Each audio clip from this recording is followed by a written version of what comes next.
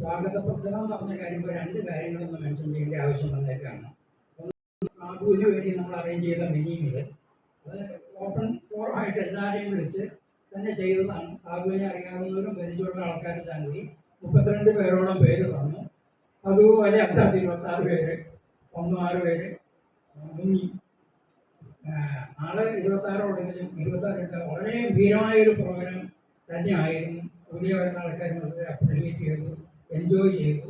Organise ചെയ്ത ഇത് ഞാൻ കാര്യത്തിൽ ഭംഗിയായിട്ട് തന്നെ ചെയ്യാനായിട്ട് പറ്റിയത് എല്ലാവരുടെയും കൂടി സഹകരണം കൂടിയാണ്. എന്തായാലും അത് ചെയ്തതിനകത്ത് സാബുവിന് വളരെ അതിന് സന്തോഷം രേഖപ്പെടുത്തിയിട്ടുണ്ട്.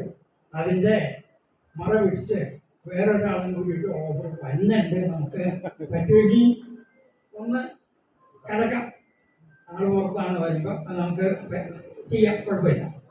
ഇപ്പോൾ ഓഫർ കിട്ടാതെ കാലമല്ല, ഡേറ്റ് ഫിക്സ് ചെയ്യാൻ എത്തുന്ന കാലം ഇപ്പോൾ ഡിക്ലെയർ ചെയ്തില്ല, എന്നാലും വരും എന്ന് നമുക്ക് പ്രതീക്ഷിക്കാം. രണ്ടാമത്തെ കാര്യം, ആൾക്കാരെ വിളിച്ച് കൂട്ടുന്ന കാര്യമാണ്.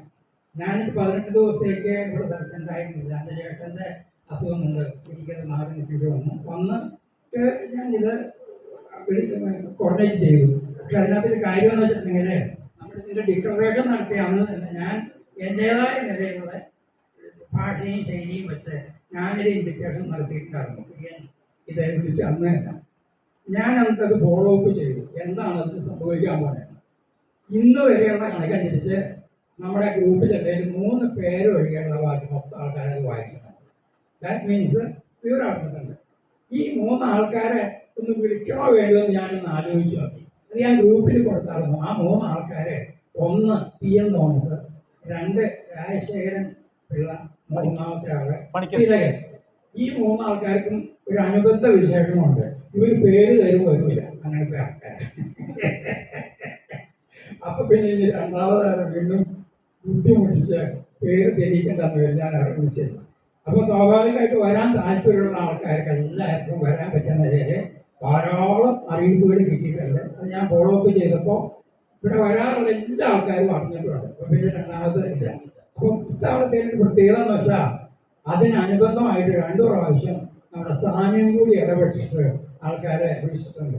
അത് വെച്ചിട്ടും കുറേ ആൾക്കാരുടെ പുതുതായിട്ട് ഇതിനകത്തേക്ക് വരാനായിട്ട് ഇനിഷ്യേറ്റീവ് ഉണ്ടായിട്ടുണ്ട്. അപ്പം ഇതിനകത്ത് നമുക്ക് വേണ്ടി ഈ ഇൻവിറ്റേഷൻ നടത്തിയ ഈ സാമ്യോടുള്ള പ്രത്യേകം ആദരവും നന്ദിയും കൂടിയിട്ട് നമുക്ക് ഈ സമയത്ത് ഓർക്കേണ്ടതുണ്ട്. കാരണം അദ്ദേഹം ഇതെല്ലാം ചെയ്യുന്നത് തന്നെ വളരെ ബുദ്ധിമുട്ടുള്ള ഒരു ആരോഗ്യ സ്ഥിതിയും വെച്ചുകൊണ്ടാണ്. അതാണ് അദ്ദേഹത്തിൻ്റെ മനസ്സിൻ്റെ ഒരു വലിയ മഹത്വമാണത്. അതിനിടക്കൂടെ അദ്ദേഹം 2-3 പ്രാവശ്യത്തോളം നമ്മുടെ ഇതിനകത്ത് ഇടപെടുകയും ആൾക്കാരെ വരണം, വലുതാക്ക്, നല്ലോണം നടത്തണം, എനിക്കതിൻ്റെ ഫോട്ടോ അയച്ചു തരണം എന്നൊക്കെ പറയുകയുണ്ടായി എന്നുള്ളത് പ്രത്യേകം ഞാൻ നിങ്ങളെ അറിയിക്കുന്നു. നമ്മുടെ ചടങ്ങിൻ്റെ ഭാഗമായിട്ട് അടുത്ത അധ്യക്ഷ പ്രസംഗമാണ്. നമ്മുടെ അധ്യക്ഷ പറ്റുന്നവരെ ജയിച്ച് കുര്യനെ ക്ഷണിക്കും.